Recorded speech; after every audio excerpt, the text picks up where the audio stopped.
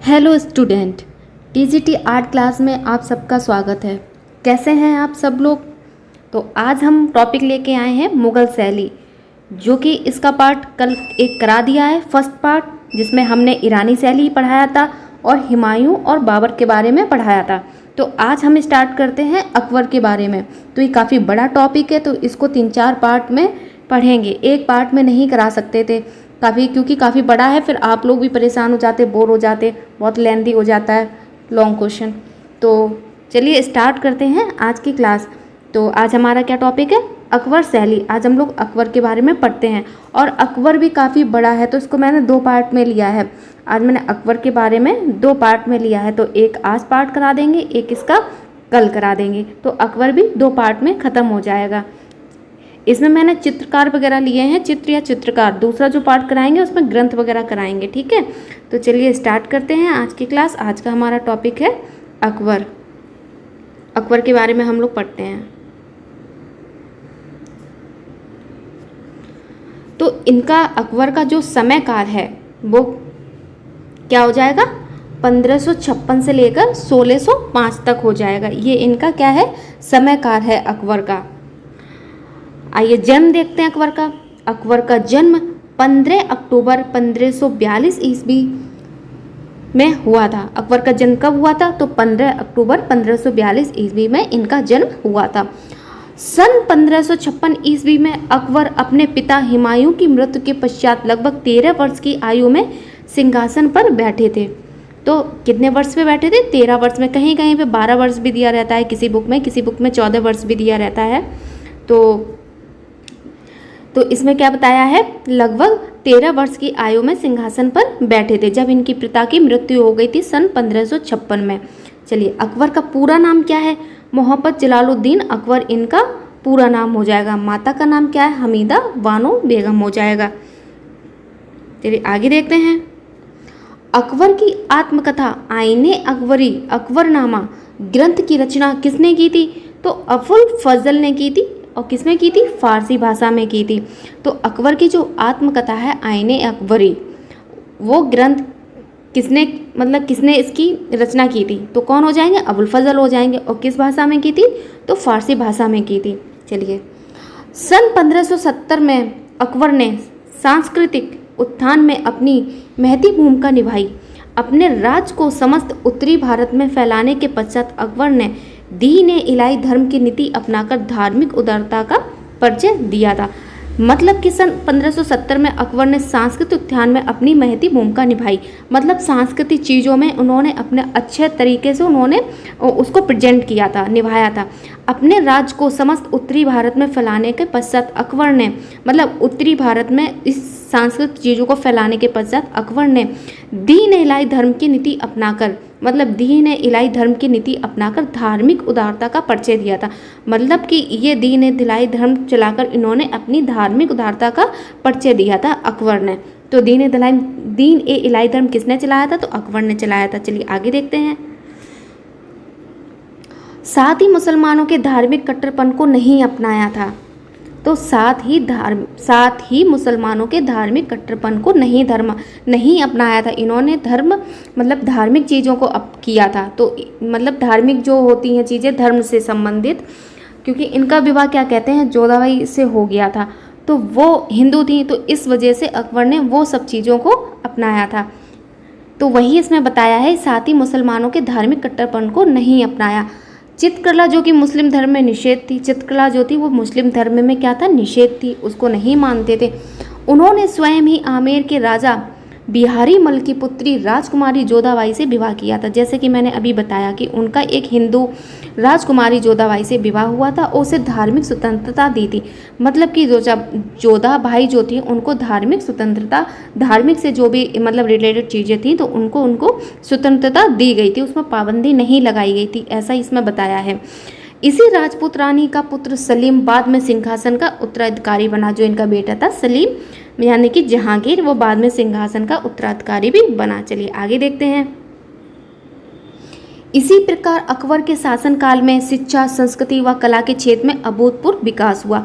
तो इसी धार्मिक चीज़ों को अपनाने के बाद ही अकबर के शासनकाल में शिक्षा, संस्कृति व कला के क्षेत्र में अभूतपूर्व विकास हुआ।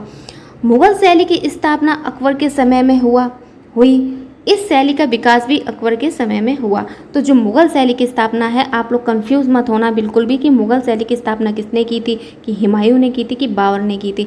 तो मुगल शैली की जो स्थापना है वो किसने की थी, अकबर ने की थी, अकबर के समय में हुई थी। चलिए आगे देखते हैं। अब कैसे हुई थी, मतलब कि मुगल शैली की स्थापना तो हुई थी, पर कैसे हुई थी तो वो हम आपको बताते हैं। जो दो कलाकार हुमायूं के साथ मुगल दरबार आए थे, मतलब कि जो दो कलाकार हुमायूं के साथ आए थे, तो कौन आए थे, जो कि ईरानी चित्रकार थे। आगे चलकर अकबर के समय में ईरानी प्लस भारतीय चित्रकारों ने मिलकर एक नवीन शैली मुगल शैली की स्थापना की।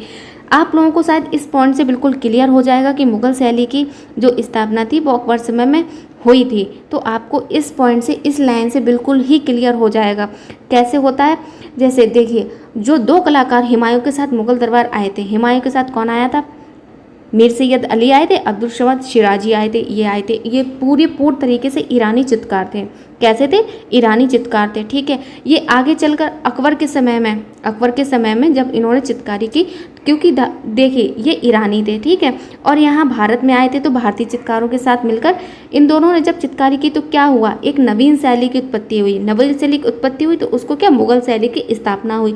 तो अब आप लोगों का इससे क्लियर हो गया होगा पॉइंट कि मुगल शैली की स्थापना किसने की थी, तो अकबर ने की थी। चलिए आगे देखते हैं। मुगल शासकों में अकबर ने सर्वप्रथम चित्रशालाओं की ओर ध्यान आकर्षित किया। मतलब कि मुगल शासकों में जो भी थे, मतलब उनमें से सबसे ज़्यादा अकबर ने सर्वप्रथम चित्रशालाओं की ओर ध्यान मतलब दिया था। अकबर की शाही पुस्तकालय आगरा, दिल्ली और लाहौर में है। तो आप लोगों को याद रखना है, अकबर की शाही पुस्तकालय कहाँ है, तो आगरा, दिल्ली, लाहौर हो जाएगा। अकबर अपने दरबार में प्रत्येक सप्ताह चित्र प्रदर्शनी का आयोजन की कला करता था। श्रेष्ठ कृतियाँ उचित सम्मान भी प्रदान करता था। मतलब कि ये हर सप्ताह क्या करते हैं, अपना मतलब कि प्रदर्शनी लगाते थे, तो उसमें जो भी मतलब अच्छा होता था तो उसको ये लोग उपहार भी देते थे। अकबर ने बचपन में अब्दुल समद सिराजी से कला की शिक्षा प्राप्त की थी, जो कि ईरान से आए थे, हुमायूं अपने साथ लाए थे, तो उनसे इन्होंने अपनी शिक्षा ली थी चित्रकला की। आईने अकबरी के अनुसार अकबर ने बचपन में हेमू का चित्र बनाया था। और अकबर कला साहित्य प्रेम की तुलना हिंदू सम्राट चंद्रगुप्त विक्रमादित्य द्वितीय से की जाती है। मतलब कि जो अकबर को कला प्रेम जो था उसकी तुलना किससे की जाती है, तो सम्राट चंद्रगुप्त विक्रमादित्य द्वितीय से की जाती है। आप लोगों को याद रखना है, चंद्रगुप्त मौर्य नहीं है, चंद्रगुप्त मौर्य अलग है और चंद्रगुप्त विक्रम प्रथम और द्वितीय ये अलग है। तो अगर पूछा जाए अकबर की कला के साहित्य की तुलना मतलब किससे की जाती है, तो हम लोग को पता होना चाहिए कि सम्राट चंद्रगुप्त विक्रमादित्य द्वितीय से की जाती है। आगे देखते हैं। अकबर के समय में भित्ति चित्रकारी प्रारंभ हो गया था। अकबर के समय में फतेहपुर सीकरी, अरब की सराय व दिल्ली में भित्ति चित्रण हुआ था। इसमें मतलब कि यही बताया है कि अकबर के समय में भित्ति चित्रकारी प्रारंभ हो गया था। फतेहपुर सीकरी में जो भित्ति चित्रकारी की गई थी, तो वहाँ पे अकबर ने मतलब भित्ति चित्रकारी कराया था, जिससे कि दिल्ली भित्ति चित्रण हुआ था। अकबर ने ईसाई विषयों पर भी चित्र बनवाए थे। अकबर को सभी बनाने का बहुत शौक था, बनवाने का, ये बनवाने लिखा है। अकबर को सभी बनवाने का बहुत शौक था। अकबर स्वयं की व अपने दरबारियों का सभी बनवाया करते थे। तो क्या हो जाएगा, अकबर को सभी का काफ़ी शौक था। व्यक्ति चित्र महत्व मिला अकबर के काल में। व्यक्ति चित्र का विशेष स्थान अकबर के समय भी मिला। तो आप लोगों को ये भी याद रखना है कि सभी चित्र या पोर्ट्रेट चित्र जो थे वो अकबर के समय में महत्व मिला था। सर्वश्रेष्ठ व्यक्ति चित्र जहांगीर के काल में बने हैं। अगर महत्व पूछा जाए तो अकबर हो जाएगा, सर्वश्रेष्ठ पूछा जाए तो जहांगीर हो जाएगा। राय कृष्णदास के अनुसार अकबर के काल में लगभग 20,000 चित्र बने हैं। तो किसके अनुसार हो जाएगा, राय कृष्णदास के अनुसार हो जाएगा। ये हो जाएंगे अकबर के 9 रत्न। कितने, 9। तो आप लोगों को पता होना चाहिए 9 कौन कौन से हैं। बीरबल हो जाएंगे, अबुल फजल, टोडरमल, भगवान दास, तानसेन, मान सिंह, अब्दुल रहीम खान काना, मुल्ला दो प्याजा और हकीम हुनाम। ये इनके 9 रत्न हो जाएंगे। चलिए आगे देखते हैं। अकबर ने 1575 ईस्वी में इबादत खाना यानी कि पूजा गृह की स्थापना की और कहाँ की थी, फतेहपुर सीकरी में की थी। चलिए आगे देखते हैं। अकबर कालीन प्रमुख चित्रकार देख लेते हैं कि अकबर के समय में कौन कौन चित्रकार थे। आईने अकबरी के अनुसार अकबर के समय में 100 से अधिक चित्रकार थे जो फतेहपुर सीकरी के चित्रशाला में कार्यरत थे। इनके समय में 100 से अधिक चित्रकार थे जो फतेहपुर सीकरी चित्रशाला थी उसमें वो कार्य करते थे। अकबर समय में 13 उच्च कोटि के हिंदू चित्रकार, कितने 13 उच्च कोटि के हिंदू चित्रकार हो जाएंगे और मुस्लिम कितने 4 हो जाएंगे। चलिए आगे देखते हैं। ये इनके अकबर काल के जो चित्रकार हैं वो देख लेते हैं। जो 13 थे जो तो हिंदू थे, माधव, केशव, जगन्नाथ, दसवंत, वसावन, मुकुंद, तारानाथ, सावलदास, खेमकरण, लाल, महेश, राम और वंश। इसमें से केशव, दशवंत, वसावन ये पूछा जाता है हमेशा ही। और ये जो मुस्लिम चित्रकार हैं ये तो मतलब कि आपको याद ही करने हैं, ये तो पक्का ही आते हैं। फारूक बेग और अब्दुल समद, मीर सैयद अली और मिस्किन, इनके बारे में तो क्वेश्चन आते ही आते हैं। और ये जो मिस्किन थे ये भारतीय मुसलमान थे, बाद बाकी ये सारे 3 अपने भारतीय नहीं थे और ये तो 2 ईरान के हो जाएंगे। चलिए आगे देखते हैं। बकायते बाबरी के अनुसार हिंदू चित्रकार कितने हो जाएंगे, 19 हो जाएंगे। मुस्लिम कितने, 3 हो जाएंगे। तो आप लोगों को याद रखना है अकबर के समय में 13 हिंदू थे, 4 मुस्लिम थे और बाबरी के अनुसार 19 हिंदू हो जाएंगे और 3 मुस्लिम हो जाएंगे। तो कंफ्यूज नहीं होना है। चित्रकार मीर सैयद अली के बारे में पढ़ते हैं जो कि बहुत ही ज़्यादा फेमस चित्रकार हैं और इनको ही चित्रकला का जन्मदाता माना जाता है, मीर सैयद अली को और अब्दुल समद सिराजी को। 16वीं सदी की द्वितीय चरण में तरवेज़ में इनका जन्म हुआ था। तो तरवेज़ में इनका जन्म हुआ था। सन 1555 में ये हुमायूं के साथ भारत आए थे। 1555 में अकबर के समय ही मीर सैयद अली को चित्रकार की प्रधानता मिली थी।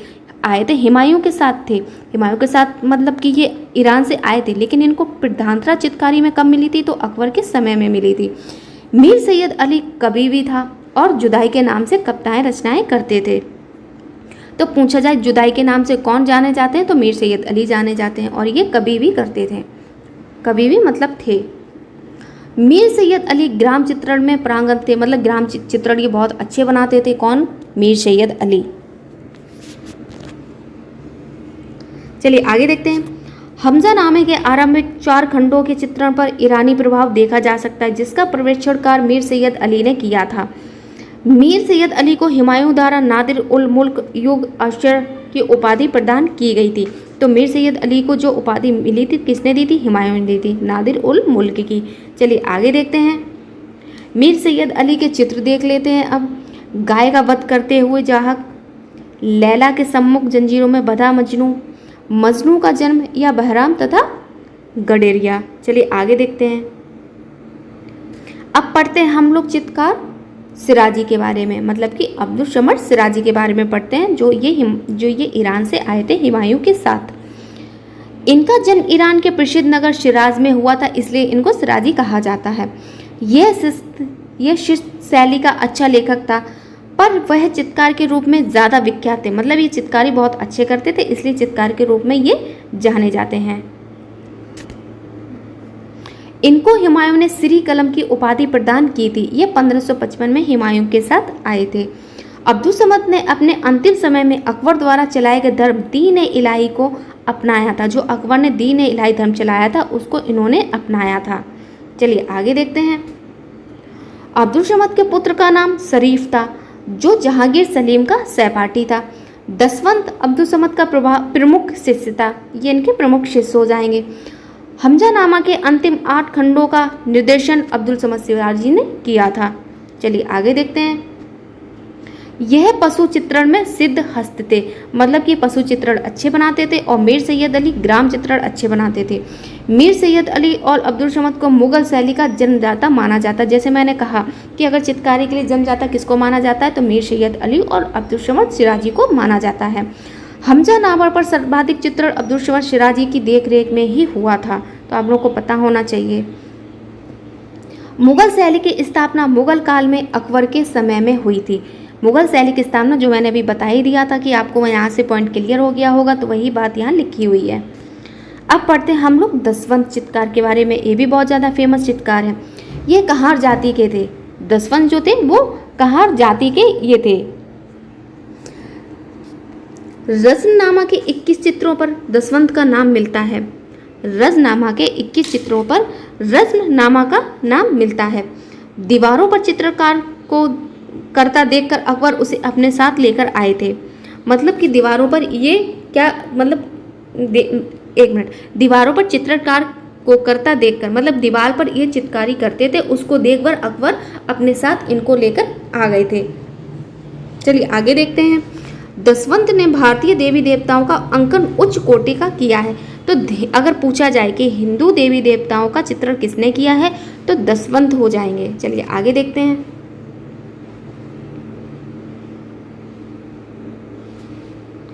भयंकर राजसी आकृतियों का भी चित्रित किया है। राजसी नहीं है, ये होगा राक्षसी, होगा राक्षस वाला। भयंकर राक्षसी आकृतियों का भी चित्रित किया है। आईने अकबरी के अनुसार दसवंत को इस युग का विशेषज्ञ कहा गया है। आईने अकबरी के अनुसार दसवंत को इस युग का विशेषज्ञ माना गया है। 1584 ईस्वी में दसवंत ने पागल होकर आत्महत्या कर ली थी। तो इन्होंने पागल होकर अपनी आत्महत्या कर ली थी। डेट पूछा जाए तो 1584 हो जाएगा। अगर ये पूछा जाए पागल होकर किसने आत्महत्या कर ली थी तो दसवंत हो जाएंगे। दसवंत को मुगल चित्रकार के इतिहास में मील का पत्थर भी कहा जाता है। अगर मील का पत्थर पूछा जाए तो दसवंत ही आएंगे। अब चलिए हम लोग पढ़ते हैं बसावन के बारे में। ये भी बहुत अच्छे चित्रकार है, फेमस चित्रकार है। बसावन को अकबर का प्रिय चित्रकार माना जाता है। तो ये क्या हो जाएंगे, अकबर के प्रिय चित्रकार हो जाएंगे। बसावन ने अपने मुगल शैली में बहुत से ग्रंथ चित्रों का निर्माण किया है। तो किसने किया है, बसावन ने किया है। बसावन ने रज़्मनामा, बहारिस्तानी जामी, दावारनामा, अकबरनामा आदि ग्रंथों पर चित्रकार किया था। बसावन के चित्रों में यूरोपीय प्रभाव सबसे ज़्यादा था। तो किसके मतलब के चित्रों पर प्रभाव सबसे ज़्यादा था, तो बसावन के चित्रों पर सबसे ज़्यादा प्रभाव था। बसावन के पुत्र का नाम मनोहर था, जो जहांगीर के काल में प्रसिद्ध चित्रकार था। मनोहर जो थे वो जहांगीर के काल में सबसे प्रसिद्ध चित्रकार माने जाते हैं। बसावन लगभग 40 वर्षों तक कार्य किया। बसावन ने लगभग 40 वर्षों तक कार्य किया। मुगल शैली में अनेक ग्रंथों की चित्र रचना की। वह लगभग 200 चित्रों का निर्माण भी किया। चलिए आगे देखते हैं। अकबर के दरबार का प्रसिद्ध छवि चित्रकार बसावन था। अकबर के दरबार का व्यंग चित्रकार कौन था, तो बसावन हो जाएंगे। बसावन को उस्ताद नाम से पुकारा जाता था, जो मुगल चित्रकला में एक सम्मान था। मतलब कि इनको उस्ताद कह के पुकारा जाता था। वो उस्ताद वहाँ मुगल शैली में जो माना गया वो एक सम्मान के रूप में माना गया है। चलिए इनके प्रमुख चित्र देख लेते हैं। पुल पार करते हुए हाथी, शेख अबू उल कसाब एक दरवेश या ये संत हो जाएंगे का दर्शन करते हुए रामायण का चित्रण किया है। चलिए आगे देखते हैं। अब हम लोग पढ़ते हैं मिस्किन के बारे में। मिस्किन के बारे में अब हम लोग देखते हैं। यह अकबर कालीन सबसे पक्षी चित्रकार था। अगर पूछा जाए कि अकबर कालीन में पक्षी चित्रकार सबसे अच्छा कौन बनाता था, तो मिस्किन बनाता था। ठीक है, यह भारतीय मुसलमान भी था। और ये कौन थे, ये भारतीय मुसलमान भी थे। यह पशु पक्षियों का यथार्थ चित्रण करता था। ये मतलब कि हूबहू चित्र बनाता था, किसके, पशु पक्षियों के। और ये किसके काल के हो जाएंगे, अकबर काल के हो जाएंगे। सबसे श्रेष्ठ हो जाएंगे पक्षी चित्रकार। इनके चित्रकार देख लेते हैं। धोखे पांच पत्नी हो जाएगा, तोप खींचते हुए बैल और गिरी गोवर्धन हो जाएगा। चलिए अब आते हैं फारूक बेग के बारे में पढ़ते हैं हम लोग। यह कलमाक का निवासी था। यह कलमाक का निवासी था जो 1580 ईस्वी में काबुल से भारत आया था। फारूक बेग ने अकबर व जहांगीर दोनों के समय में कार्य किया, परंतु इन्हें ख्याति जहांगीर के समय में अधिक मिली। तो आप लोगों को याद रखना है कि फारूक बेग अकबर के भी चित्रकार थे और जहांगीर के भी चित्रकार थे, पर फेमस किस में मिले, जहांगीर के समय पे मिले थे। चलिए आगे देखते हैं। जहांगीर के समय में फारूक बेग दक्षिणी शैली के संपर्क में आया। यहीं से इसने समूह का चित्रण प्रारंभ किया था। तो दक्षिणी शैली के संपर्क में कौन आया था, तो फारूक बेग आए थे। ठीक है, और किसके काल में आए थे, तो जहांगीर के काल में आए थे। याद होना चाहिए, अकबर नहीं लगाना है, जहांगीर लगाना है। और यहीं से इन्होंने समूह चित्रण का प्रारंभ किया। जहांगीर के कहने पर फारूक बेग बीजापुर गया, दक्षिणी शैली में, जहाँ इसने आदिल शाह की सभी भी बनाई थी। ये आप लोगों को याद रखना है। अब हम लोग पढ़ते हैं केशव चित्रकार के बारे में।